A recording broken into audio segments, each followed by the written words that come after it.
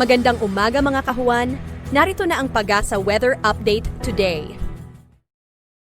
Patuloy pa rin ang pag-iral ng habagat pero inaasahan natin mababawas-bawasan na ang mga pag-ulan na dulot nito. Magandang umaga, narito ang ating weather update para sa araw ng Martes, August 11, 2026. Patuloy pa rin ang pag-iral ng southwest monsoon or habagat dito sa May Luzon. Inaasahan natin magiging concentrated na lamang yung mga pag-ulan lalo na dito sa western section ng ating bansa.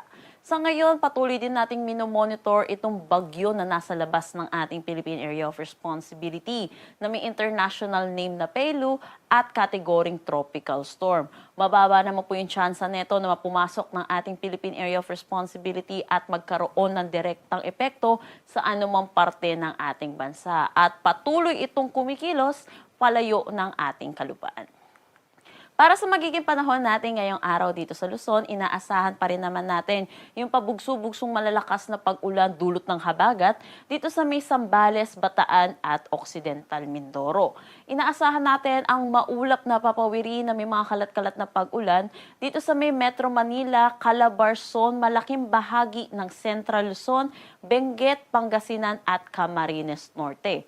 Samantala, para naman sa nalalabing bahagi ng Luzon, inaasahan na natin yung improving weather. Posible, mabawas-bawasan na rin yung mga pag-ulan na maranasan nila at posible na rin makita po natin ang ating haring araw.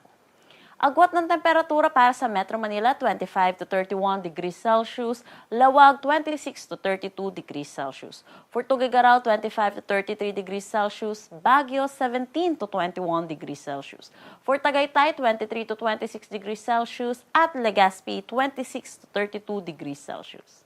Dito sa Palawan, posible pa rin tayo makaranas ng mga pag-ulan, dulot pa rin ito ng habagat. Pero para dito sa may Visayas at Mindanao, inaasahan na natin ang maaliwalas na panahon, pero posible pa rin yung mga localized thunderstorm pagdating sa hapon at sa gabi. Sa mga susunod na araw, inaasahan po natin patuloy na hihina itong habagat, yung epekto po nito at makakaranas na rin po tayo naman dito sa malaking bahagi ng ating bansa ng maaliwalas na panahon po. Para sa ating mga kababayan na hindi pa nakakapaglaba, ito na rin po yung ating chance.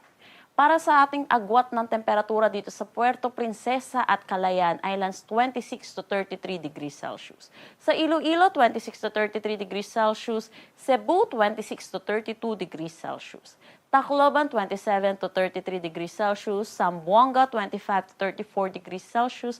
Cagayan de Oro, 26 to 33 degrees Celsius. At Davao, 26 to 33 degrees Celsius.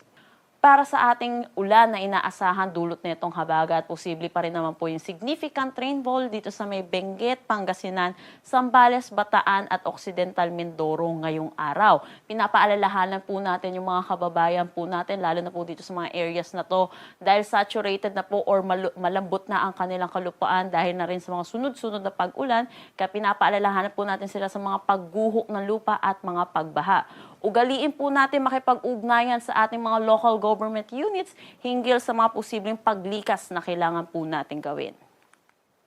Para bukas, makikita natin lalo pa pong humihina yung epekto ng habagat at posible na lamang yung mga significant rainfall dito sa Zambales, Bataan at Occidental Mindoro. Pero wag pa rin po tayo magpakampante dahil posible pa rin po yung mga pagbaha at mga pagguho ng lupa.